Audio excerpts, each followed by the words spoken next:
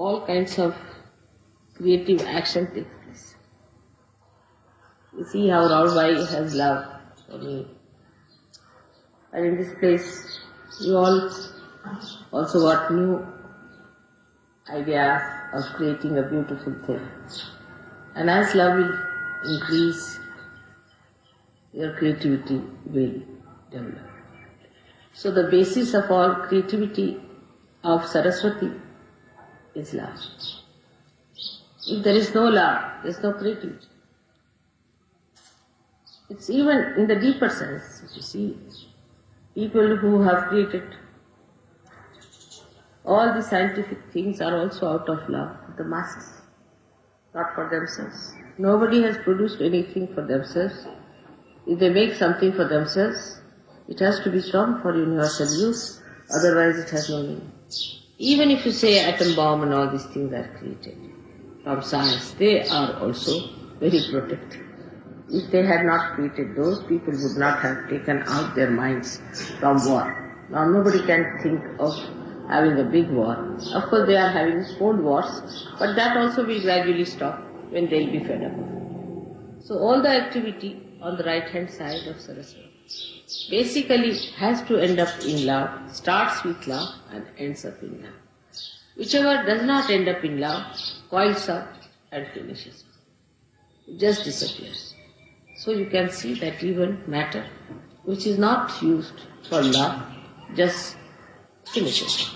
The basis has to be love. Otherwise, all such matter that we create, which has angularity, which is not fitting into the mass media, which is not appealing to the masses. Of course, it takes time. We have seen that it takes time. But it has that tendency always to disappear in the thin air as soon as you find it does not appeal to the masses. Now this love that we talk of, this great love of God we talk of, we know that it for definite through vibrations. People do not have vibrations, but still we can feel the vibrations in a very unconscious way. All the great paintings of the world have vibrations. All the great creative works of the world have vibrations. Only those who have vibrations have been sustained by time. Otherwise all other things are destroyed.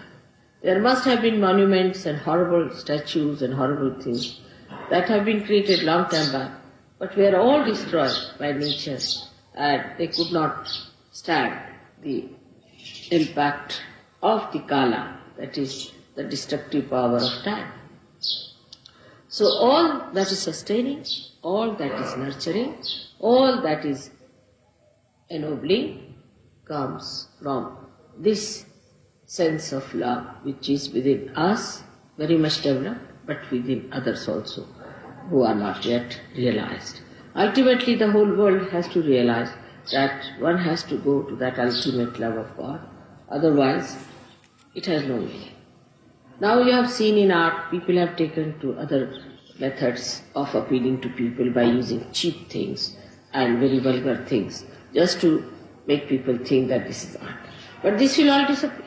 It cannot sustain the impact of the time, as I told you. It cannot, because the time will kill it. All these things have to disappear. And already you can see the result, how things are changing everywhere, even in the West. So there is no need to be so much disappointed with the West and to say that the Western world is a wasteland.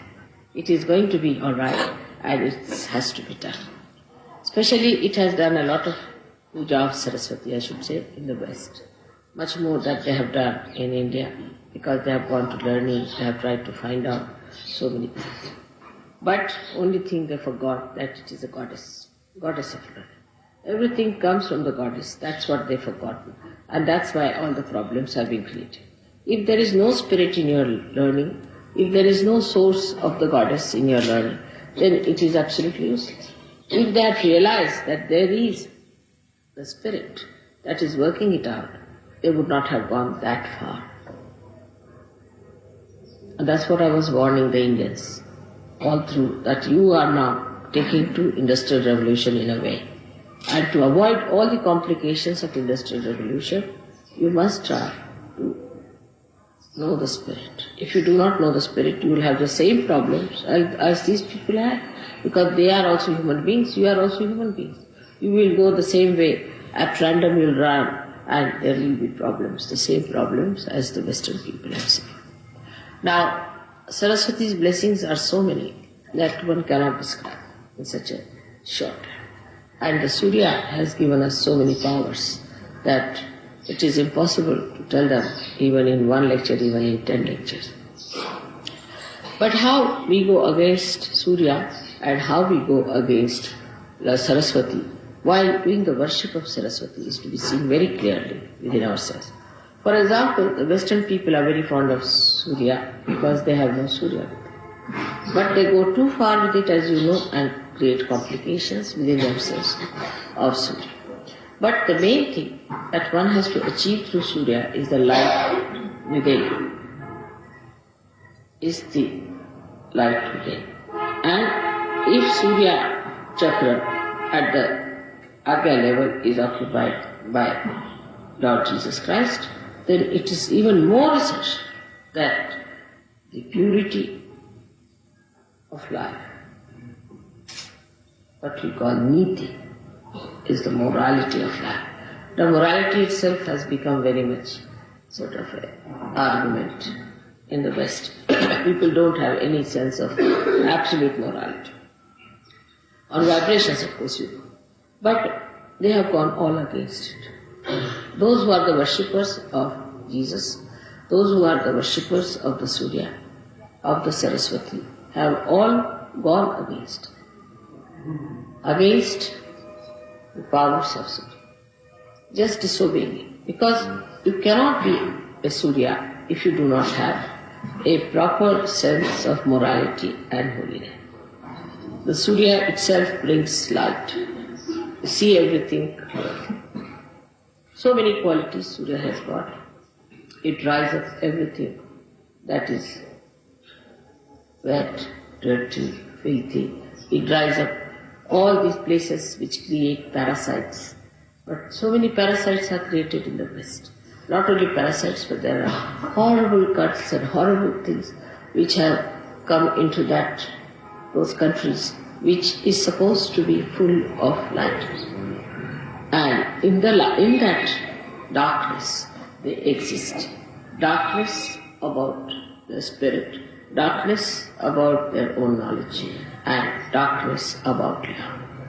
These three things have taken over in the places where you are supposed to love light. Light doesn't mean what you see with your gross eyes. Light means from within, the light of love. That one should understand. Light of love. And it's so soothing, it's so sweet, it's so beautiful, it's so enamoring, it's so abounding that unless and until you can feel that light within you, that light which is of pure love, of purity, pure relationships, pure understanding, if you can develop that kind of a light within yourself, then the whole thing will be cleansed. Wash me and I shall be whiter than snow. This is what happens to you when you are completely cleansed. The purest form of nature is within us. The purest form of nature is within us. Our chakras are made out of that purest form of nature. We are the only people who are spoiling it by our mental thinking. Again, the same, Saraswati. We are going against Saraswati itself. Saraswati cleanses all that is impure in nature, while with our brain activity we are spoiling all that. All our brain activity goes against pure intelligence. And that's what one has to understand, that this pure intelligence is not to be soiled by our thinking. Our thinking can make us so bumptious, so ego-oriented, so impure, that we can really eat the poison and say, what's wrong? Just the opposite of Saraswati. This Saraswati is within us. She gives us Subuddhi, wisdom. And that's why to worship Saraswati, to worship Surya, we must have that clear vision as to what we have to be, what we are doing, what filth we are living in, what our mind is getting into. After all, we are here for emancipation and not for just pampering our ego and living with our filth that is with us. So this light has come within us and we should try to rise above our own mental filth which is being created around us. Apart from that, you have to go higher and understand that there is within us a thing called ego. And this ego is false, absolute false. You do not do anything. Actually, when you turn your eyes here and there, when your attention is here and there, it's nothing but your ego is trying to overpower it. But actually, ego is an absolute falsehood. Because there's only one ego, and that is of God Almighty. Mahat Ahankara. There is no really any ego that exists. It's a myth. It's a very big myth. Because if you start thinking, you are doing everything, you are doing this, you are doing that, which you are not doing, then this nonsensical ego comes in and you start working it out. It can project in every direction. When it projects forward, it overpowers others, it tries to dominate others, tries to kill others, becomes cruel. When it moves right side, it becomes supraconscious. It starts seeing things which are absurd, which are foolish, which are stupid. When it moves left side, then it starts seeing things, yourself as a big man, as a big Christ, or as a big Devi, or something that Adi Gurus, and I'm very great personality. That's left side. When it moves backwards, that's the dangerous one. When people become gurus, which are ruining other people. When the ego moves backwards, then they become gurus. They themselves have lots of defects in themselves, and they try to pull people into those horrible stuff which is described as absolute narka. That's how is the movement of ego on all the sides. Now, when people try to use their right vishuddhi, that is to talk about themselves, is the worst of all. Whatever type of ego you may have, if you start boasting about it and talking about it, then it encircles, thickens the walls of ego so much that it is impossible to penetrate into that, because that such a person is completely satisfied with himself and he believes that he is true. And once he starts believing into a nonsense like that, is an impossibility. It's an impossibility to penetrate. So when you boast about these things or you talk big, be careful. You see, you know what I am, but how many times do I say I am that? Even if I say once, it makes tremendous vibrations for you. But how many times do I say so? At the most, if you say something, I say to him, yes, but I don't say that. If I say it loudly, I don't know what may happen. The whole thing might be blasted with me. So, one has to understand that Mahat Ahankara is the one that acts, that works, that really. Sometimes I shout at you, immediately all the bhoots run away. Just once I shout. Yesterday you saw all the bhoots that were coughing. You all right? Yesterday just I stopped. So you should understand that now as you are realized souls, you can also do the soul. Use your right vishuddhi to shout at yourself. Now will you please stop boasting? Will you stop talking all this nonsense? Will you stop showing off? Then it is. Now this thickening takes place by people who really are active, want to do something about it. Not that they are not active, they want to do. But they know only one way is to act talking. They don't understand that there are inner ways by which you control it much more. Because they don't want to take to that, they take to this talking. And once they take to talking and they talk about it, the whole power flows up. But if they do not talk about it and keep it within themselves, it's all right, you can tell me about your experiences or anything, but if you start telling others, by talking about it too much, then the powers that you have got will be all disappearing gradually. And it will just come down to absolutely lowest level. So one should not too much talk that I have this power, I have this power, or I see this, or I do this, which is a very wrong thing. I warn you, don't try to show off. You can talk about my powers, it's all right. But don't try to talk about your powers. When it comes, of course, to talk to somebody who is a negative person, or to tell somebody, then you should say that we, not I, we have, some of us have felt this power within us. We have seen people. It may be you only, but you need not say I have. What you have to say, we. Then you become the Mahatahankara. When you say we, yes, some of us, we do. Like in Gregor's book also, I saw to it that he should not have many I's, but he should have we. We think, we do, we. Means the whole collective being, the whole collective organism, living organism of Sahaja Yogi. So you should say, yes, some of us have got. That means you put yourself down, but put all others above you. Say, yes, some of us have, I know some people have this. That's the way one should do it. Because if you have to overpower your ego, you must allow it to spread into everybody else. That's how we'll make it perfectly alright. Make it spread. We all Sahaja Yogis. We all. But that pride is not there. I've seen that pride is not there. Still it is very individualistic. If you start thinking, we Sahaja Yogis, then what happens? That you become one person, one organization. But the person will look down upon other people. Will see that this person is low, that person is high, that person is there. But he will not think, we the Sahaja Yogis, how beautiful we are. We, the body of Sahaja Yoga, how beautiful we are. So always think in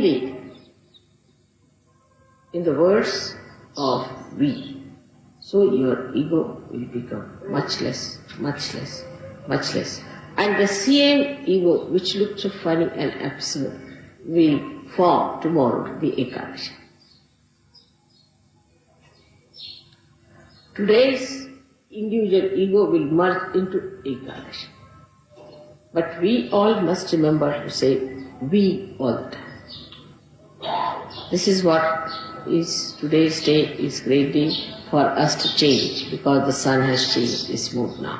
Sun is coming this side. So let us welcome the sun coming the north now, this way. And for Australians to say that though the sun has gone, let us establish the sun, the domain of sun within ourselves. Because sun never disappears from our inside.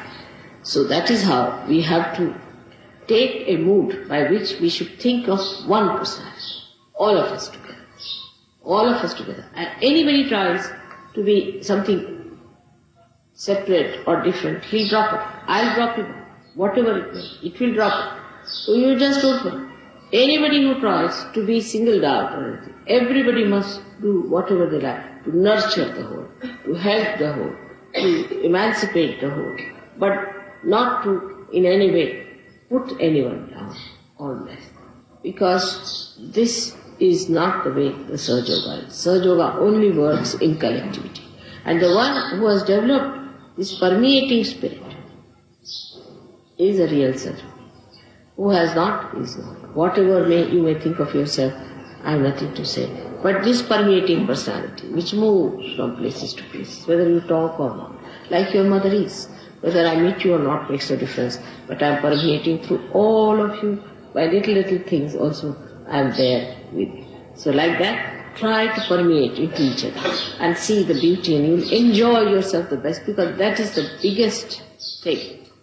That's the biggest thing that is to be achieved. Because this ego, makes you like a nutshell, and you just cannot have a rapport with that beauty of permeation. And just see how the notes move into each other. It will be a great idea today. It's a great thing today we have to having puja and Julia.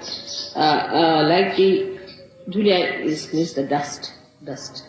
And one day, I had written in childhood a poem, I remember. Very interesting poem it was. I don't know where it's lost, but we said that I want to be like a dust particle, which moves with the wind.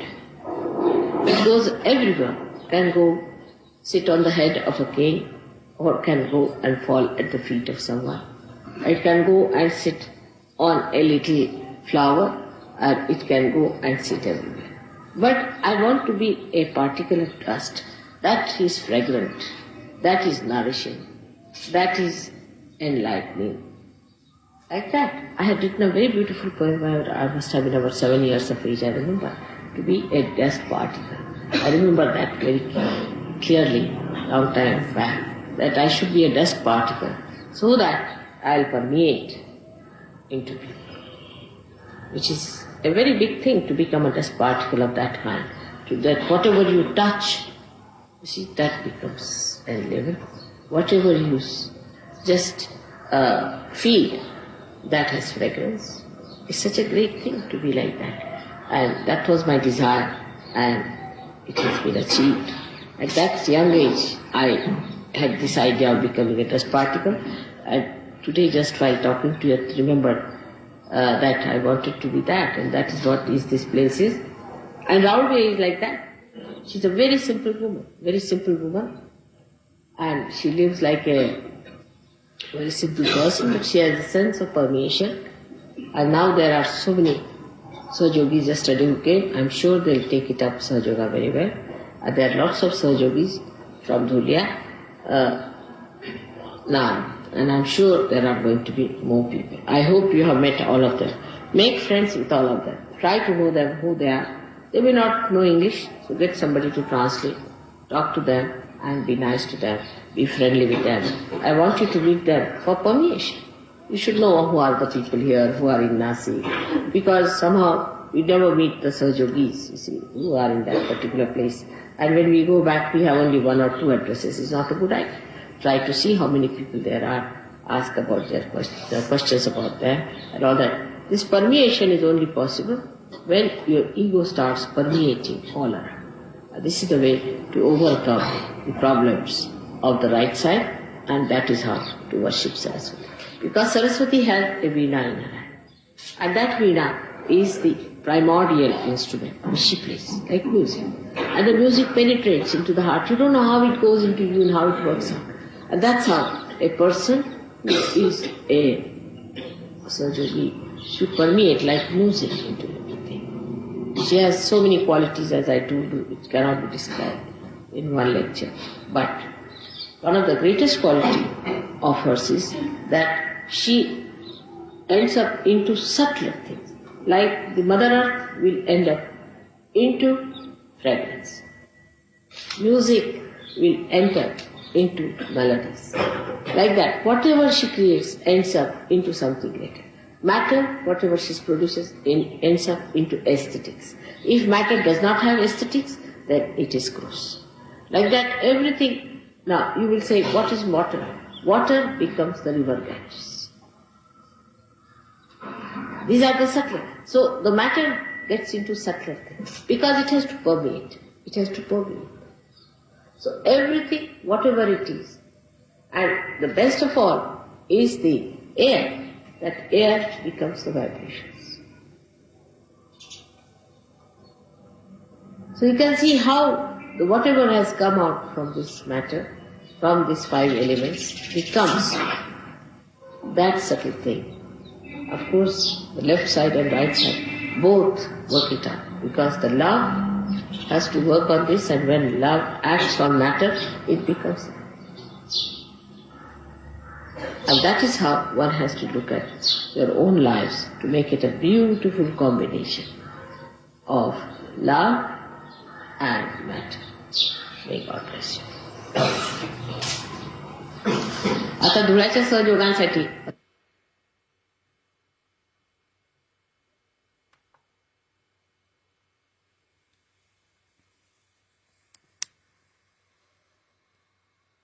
Now, with those beautiful words from our Holy Mother, let us quietly go into meditation for a few minutes.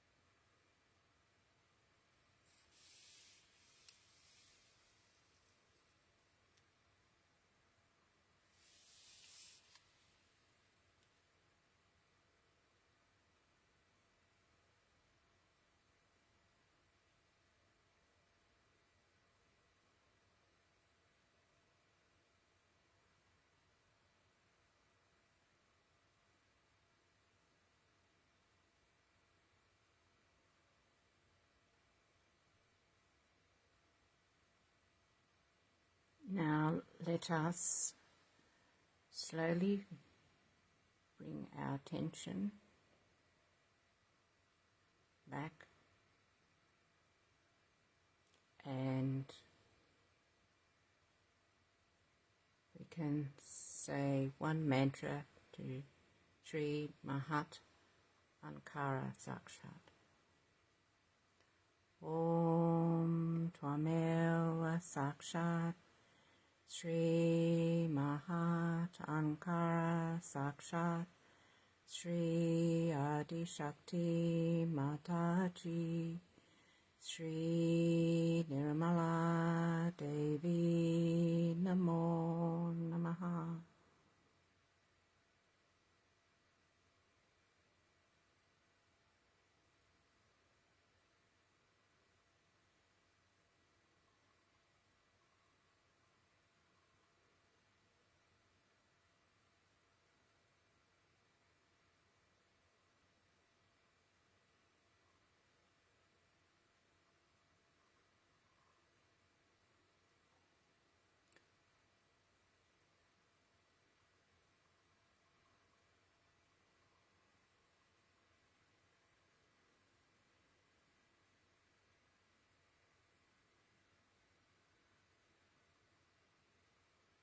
Thank you for joining in this morning in this meditation together.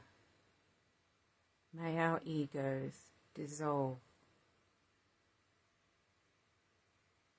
into thin air,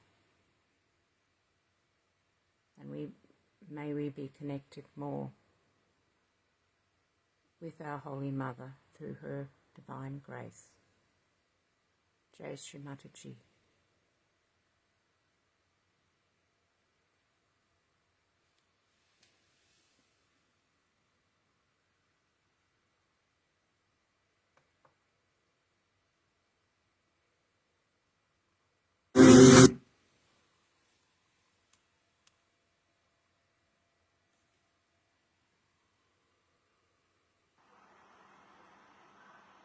Now the best way would be to pray. Prayer is very great thing for surgical. Pray with your heart. First of all, you must ask for strength from Mother. Give me strength so that I be genuine. I won't deceive myself. We are deceiving ourselves morning to day. Give me strength that I face myself and say it with my heart that I try to improve myself. Because these are effects which are not your own. They are outside. If they fall off, you'll feel all right. You'll be perfect. Now, then you should ask for forgiveness. Pray for forgiveness. There should be prayer said that you forgive. Because I've been ignorant, I did not know what to do. I've done mistakes, so you please forgive. That is the first thing one has to ask, is the forgiveness. The second thing you ask for is give me a sweet tongue, a method by which I become communicated with others. Others respect me. They like my presence. Give me strength. Give me love. Give me that beauty of culture, beauty of understanding that everybody loves me, wants, asks for me. In the prayer you ask that, O Lord, give me the sense of security of my spirit,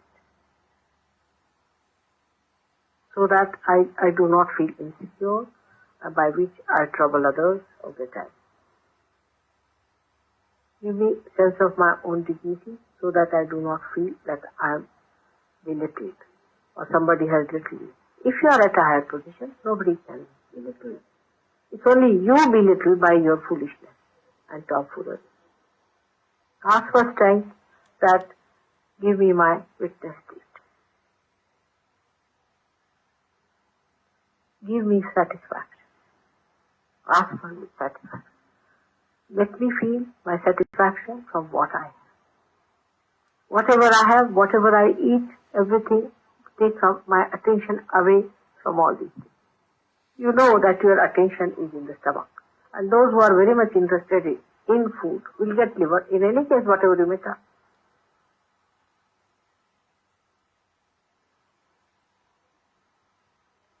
In anything like this, wherever my attention is going, please give me strength to pull it back. Chitta Nirodha. Teach me how to avoid things that tempt me, that take away my attention, take away my thoughts.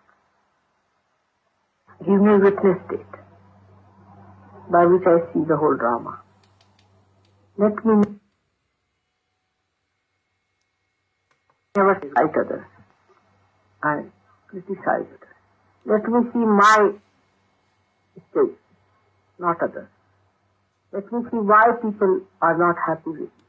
Give me strength to have a very sweet tongue and a sweet nature so that others like my company. They enjoy my company. Let me be like a flower and not like a thorn. You have to pray. All these prayers are going to help. Then ask for the greatest prayer which you should ask, that please keep me away from ego. That gives me ideas that I am superior to others, I am better than others, or in any way it takes away my meekness and my humility. Give me natural humility by which I can penetrate into the hearts of people. Just you have to bend your head and you go up to your heart. You have to bend your head. Just to bend your head, and there is your heart. There resides the spirit. Be with it. If you are anyway hurt in your ego, or you are hurting somebody's ego, it's just the same. You behave in the same manner, in the same egoistical manner. So try to understand that these things have to go away. It's best is to pray and ask for help. Prayer is a very big thing, but with your heart, pray that God give us strength and that growth that we can please our mother sometimes. We want to please our mother. We want to see her happy. The only thing that will really give me happiness is that the way I love you, you love each other.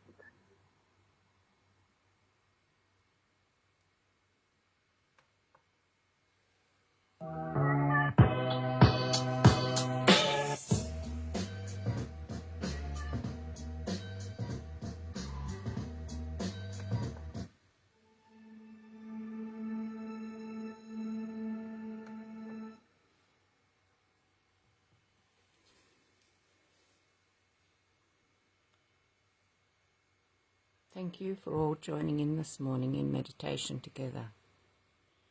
Please bow down to Shri Mataji, raise your kundalini and put on a bandhan when you're ready. Jai Shri Mataji. Good morning.